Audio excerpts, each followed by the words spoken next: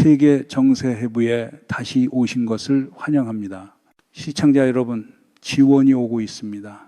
우리는 매우 강력하게 행동할 것입니다. 최종 목표는 승리입니다.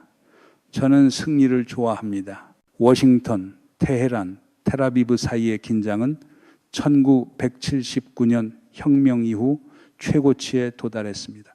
이제 중동에서는 시간이 멈춘 듯합니다. 외교는 죽었습니다. 그리고 테헤란에게는 종말 프로토콜이 공식적으로 가동되었습니다. 트럼프는 이렇게 말했습니다. 그들이 과거처럼 사람들을 죽이기 시작한다면 우리는 개입할 것이다. 우리는 그들이 가장 아파하는 곳을 매우 세게 칠 것이다. 그러나 오늘 아침 테헤란에서 나온 보고에 따르면 레드라인은 이미 넘어섰고 피로 지워졌다고까지 합니다. 시위 사망자 수는 공식적으로 646명이라고 하지만 독립소식통과 현장 정보에 따르면 3,000명에 가까워지고 있습니다. 이것이 백악관의 강경파를 움직이게 만든 핵심 촉발점이었습니다. 이것은 더 이상 시위가 아닙니다. 이것은 한 체제의 처형 과정입니다. 사상자가 늘고 트럼프의 경고가 나온 뒤 미국은 자국민에게 즉시 이란을 떠나라고 지시했습니다. 이런 경고는 2025년 6월 미국의 공습 이전에도 마지막으로 발령된 바 있습니다. 상황은 지금 극도로 민감하고 위태롭습니다. 펜타곤의 델타포스 팀은 이미 현장에 들어와 있으며 이란은 3손 옵션을 가동할 준비를 하고 있습니다. 500기의 탄도미사일로 모두를 함께 끌어내리겠다는 계획입니다. B-52, B-2, B-1 같은 중량급 전력도 이 지역에 배치되어 있습니다. 텔아비브는 최고 경계태세에 들어갔습니다. 이스라엘 방위군은 완전 대비태세이며 병원들도 대비 명령을 받았습니다. 앞으로 몇 시간은 중동의 지도가 바뀌는 순간이 될 수 있습니다. 일러의 마지막 밤이 될 수도 있습니다. 하메네이와 장성들은 언제든 폭탄이 떨어질 수 있다는 두려움 속에서 벙커로 물러났습니다. 러시아가 우크라이나에서 보여준 그 낡은 침략의 습관처럼 위기 앞에서 권력은 늘 먼저 숨을 곳부터 찾는 법입니다. 궁지에 몰린 동물의 반사신경으로 이란 혁명수비대는 미국이 공격하면 영내 모든 미군 기지와 이스라엘을 겨냥하겠다고 선언했습니다. 이란 국회의장 모하마드 바게르 갈리바프가 모든 미군 기지와 함정이 합법적 표적이라고 위협한 것은 이 위기를 이란 내부 문제에서 지역전으로 바꿔버릴 가능성을 품고 있습니다. 그러나 이런 위협은 미군을 멈추게 하기보다 펜타곤이 선제 타격 계획을 더 가속하도록 만들고 있습니다. 트럼프의 말은 허세일까요? 위성사진과 레이더 데이터는 그렇지 않다고 말합니다. 시청자 여러분, 머리 위로 비행기 소리가 들리지 않는다고 해서 그 비행기가 없는 것은 아닙니다. 특히 그 비행기가 B-2 스피릿이라면 더더욱 그렇습니다. 미주리에서 이륙한 스텔스 폭격기들이 30시간짜리 전 지구 타격 임무를 준비하고 있다는 보고가 나옵니다. 이들은 GBU-57 같은 초대형 관통폭탄을 탑재해 2025년 6월 전쟁에서처럼 이란의 핵시설을 종이장처럼 찢어놓을 수 있다는 이야기까지 나옵니다. 러시아가 우크라이나에서 명분이라는 단어를 잃어버린 채 끝없는 참호를 파듯 폭격 계획도 언제나 계획이라는 이름으로 포장됩니다. 정말로 알라밍한 것은 카타르의 알 우데이드 기지와 아랍에미리트 인근 기지들에서 관측되는 활동입니다.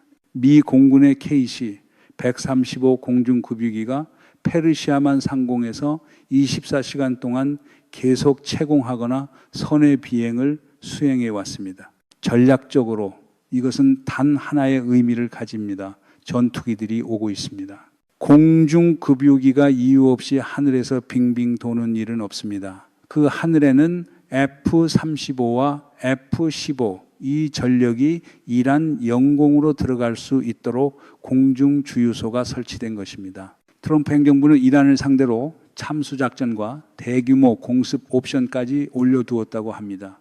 이것은 단순한 징벌이 아니라 체계적 파괴 계획이라는 평가가 나옵니다. 알 우데이드에서 이륙하는 B-52 스트라토포트리스는 AGM-158B, JASSM 같은 순항 미사일로 이란의 통합 방공 체계를 눈멀게 하려는 목적을 띈 것으로 전해집니다.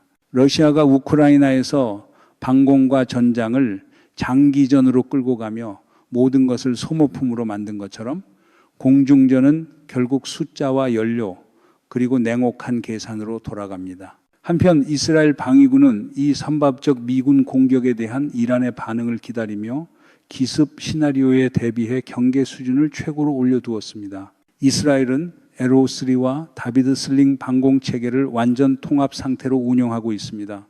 테헤란의 반응이 무엇일지 모두 알고 있기 때문입니다. 궁지에 몰린 고양이는 핥히고 덤빕니다. 그런데 궁지에 몰린 신정체제는 무엇을 붙잡을까요? 결국 미사일을 붙잡습니다. 이란 혁명수비대는 미국이 개입하면 케이바르 셰칸2 같은 탄도미사일 500기를 이스라엘과 영내 미군 기지에 퍼부을 수 있다고 위협합니다. 이 미사일들은 농담이 아닙니다.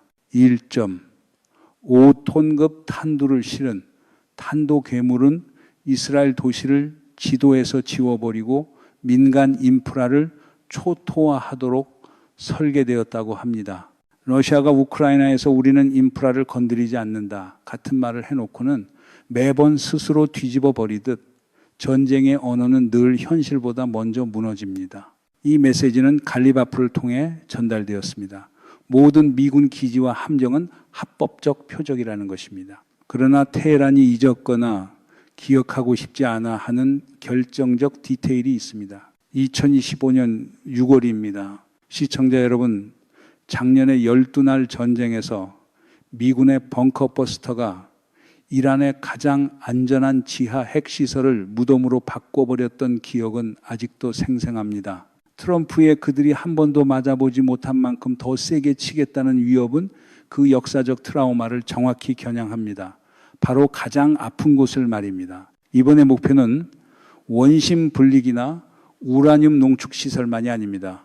이번 목표는 체제를 살려주는 지휘 통제의 심장부, 이란 혁명수비대 IRGC의 본부, 그리고 지도부 그 자체입니다. 이란이 500기의 미사일을 쏜다 해도 영내에 배치된 이스라엘과 미군의 THAAD 포대 앞에서 얼마나 효과적일지는 불확실합니다. 그러나 한 가지는 확실합니다. 첫 미사일이 발사되는 순간 이란 정권은 스스로 사형 선고에 서명하는 셈이 됩니다. 오만만에서 명령을 기다리는 USS 에이브러햄 링컨 항모 전단은 지시만 떨어지면은 토마호크로 테헤란의 그 피난처 문을 두드릴 준비가 되어 있습니다. 미사일이 날아오르기도 전에 이란의 거리에서는 이미 전쟁이 벌어지고 있습니다. 정권은 인터넷을 끊고 세계의 눈을 가리기 위해 살인 스위치를 눌러 조용히 자국민을 학살하고 있습니다. 그러나 기술은 그 검열의 벽을 뚫고 들어왔습니다. 일론 머스크와 트럼프의 스타링크 움직임은 테헤란에서 벌어지는 잔혹 행위를 실시간으로 우리의 화면에 올려놓고 있습니다. 이것은 20세기 독재자들이 상상도 못한 악몽입니다. 과거에는 정전과 봉쇄를 걸고 학살을 해도 밖에서는 모를 수 있었습니다. 하지만 지금은 직접 단말 연결 기술 덕분에 테헤란의 골목에 있는 한 청년이 정권의 범죄를 워싱턴으로 즉시 전송할 수 있습니다. 도미노는 이란 내부에서만 무너지는 것이 아니라 중동 전역에서 무너지고 있습니다. 러시아가 우크라이나에서 도미노를 만들겠다며 시작한 침략이 결국 자기 발밑부터 무너뜨리고 있는 것처럼 폭력은 늘 자신에게 부메랑으로 돌아옵니다. 이란의 돈과 무기로 수년간 떠받쳐온 대리 세력들은 이제 머리 잘린 뱀처럼 뒤틀리고 있습니다. 가장 큰 공포는 예멘에서 감지됩니다. 후티는 공개적으로 말했습니다. 이란이 무너지면 우리도 무너진다. 이 두려움은 근거가 없습니다가 아닙니다. 이란에서 들어오던 돈줄이 끊기고 미사일 부품 운송도 멈췄습니다. 후티는 홍해에서 혼자가 되었다는 것을 알고 있습니다. 정보보고는 사우디아라비아가 이란의 혼란을 이용해 예멘 국경으로 추가 특수부대와 기갑 전력을 이동시키고 있다고 확인합니다. 리야드는 테헤란의 불길을 자국의 뒷마당을 정리할 역사적 기회로 보고 있습니다. 이것은 지정학적 기회주의가 아니라 순수한 전략적 결산입니다. 시리아에서는 바샤르 아라사드가 시리아 모델의 위협 앞에서 침묵하고 있습니다. 이란이 공격하면 작년처럼 다마스쿠스를 치겠다는 이스라엘의 경고는 시리아군을 막사에 묶어두었습니다. 헤즈볼라는 급여가 끊기고 보급선이 마르며 남부 레바논의 거점들이 버려지고 있습니다. 이란의 전방 방어 교리, 전쟁을 국경 밖에 묶어두려 했던 전략은 오늘 반부로 붕괴했습니다. 전쟁은 더 이상 골란고원이나 가자에만 있지 않습니다. 전쟁은 테헤란의 심장부 벨라보 광장에 있습니다. 이란은 자신이 수년간 엮어온 저항의 축이 사실은 종이 호랑이였음을 고통스럽게 확인하고 있습니다. 러시아가 우크라이나에서 강대국의 축을 떠들어도 결국은 진흙탕에서 허우적대듯 선전은 현실의 무게를 끝내 이기지 못합니다. 그렇다면 강대국들은 어디에 있습니까? 테헤란이 기대온 모스크바와 베이징은 어디에 있습니까? 답은 단순합니다. 그들은 자기 문제로 바쁩니다.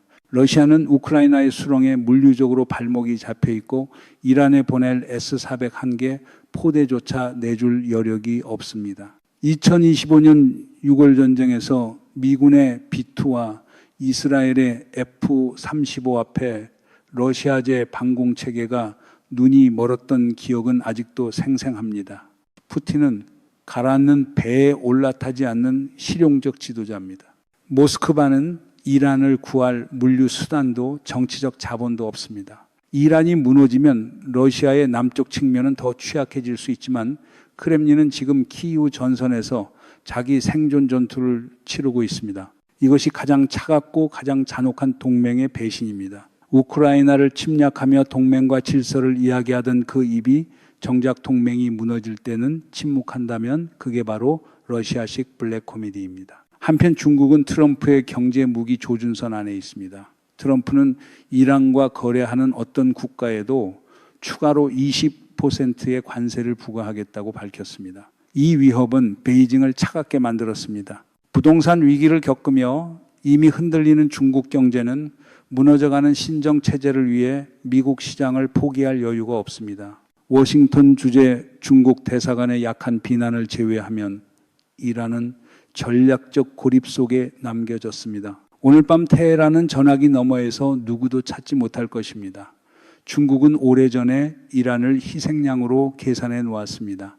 이란 리알은 미국 달러 대비 140만 수준으로 추락했고 경제 붕괴는 이 고립의 가장 구체적인 증거가 되었습니다. 더 큰 그림에서 보자면 트럼프의 계획은 단순한 처벌이 아니라 외과적 청소에 가깝습니다. 베네수엘라에서 마두로를 끌어내렸던 전설적인 델타 포스 팀이 중동으로 이동했다는 정보 보고는 하메네이와 장성들의 잠을 빼앗고 있습니다.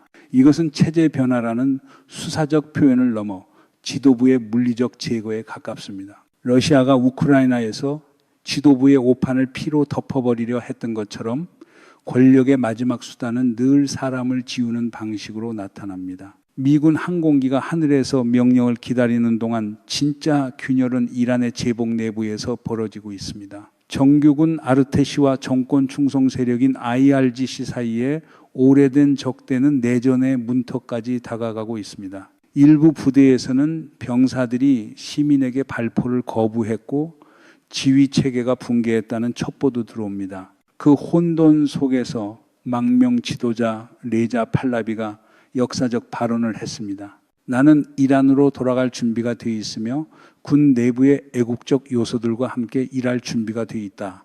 팔라비는 미군의 폭격을 침공이 아니라 정권의 머리를 자르는 해방 작전으로 규정합니다.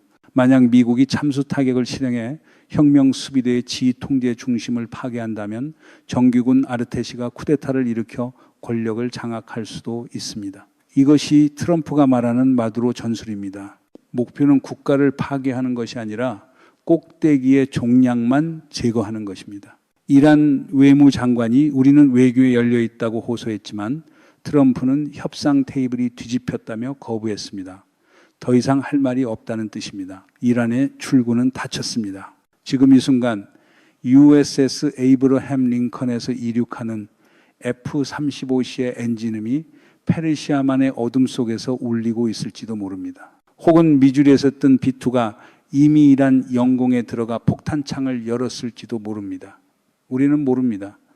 우리가 아는 것은 외교가 끝났고 방아쇠가 당겨졌다는 사실입니다. 이란의 500기 미사일이 먼저일까요? 아니면 미국의 기술적 망치가 먼저일까요? 누가 먼저 움직이든 내일 아침 우리가 보게 될 중동의 지도는 완전히 달라져 있을 수 있습니다.